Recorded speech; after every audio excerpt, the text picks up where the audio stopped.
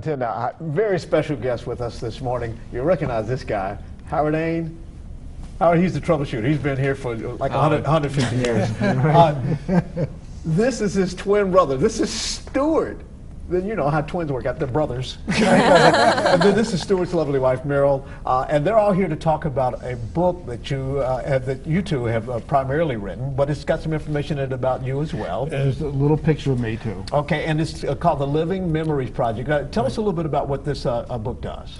Well, we have interviewed about 32 people in which they talk about transforming grief over the loss of someone into positive projects in memory of their loved ones. Yeah. Such things as scholarships and foundations and memory quilts. And he's got some pretty interesting people.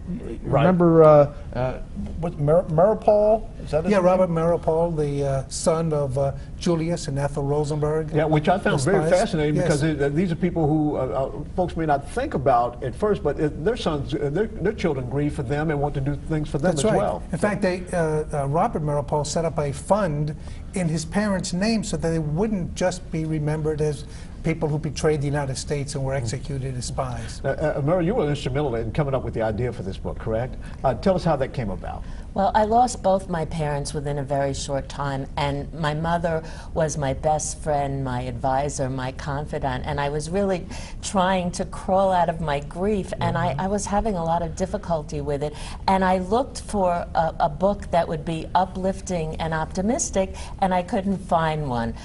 So my mother always said to me when I was sad or bored, get yourself a project. Yeah. So I said, this is a good project. Yeah. So I enlisted the support of Stewart and my brother, and we interviewed the people, and we learned so much about how they transform their grief, and it was very healing and therapeutic and cathartic for us, and we're very thrilled that readers tell us that they find it healing and comforting as well. Cathartic for them as well. Talk to Nick Clooney. Yeah. Talk to Jack Klugman. Jack Klugman talks about how he remembers Tony Randall.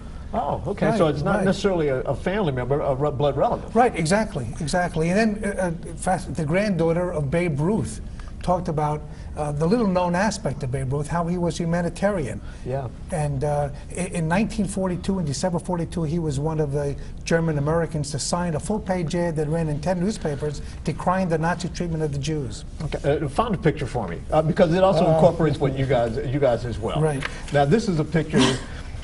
Can you see this? Can you see this picture here? Right there. Howard, tell us about that picture. I believe we're about 10 years old. Now, who's who? I'm not sure. Is that Stewart? I'm Stewart there, and then that's me, and that's my sister, Roberta. That's all right. And parents and grandparents. Can you tell? Yeah. And there's a story Your about them as mother. well. And that's all in the book. And we're going to talk about that a little bit later, because the Ains, all three of them, along with Nick Clooney, will sign and talk about the book tomorrow night at Joseph-Beth Booksellers in Norwood. And then the Ains will be doing a signing at the Booksellers on Fountain Square on Thursday at noon. You guys are some of my favorites. I'm so glad I got a chance to talk to you myself. Thank you for coming in. Thank you. I even took a picture. So, Howard has an identical twin. All right, Sheila.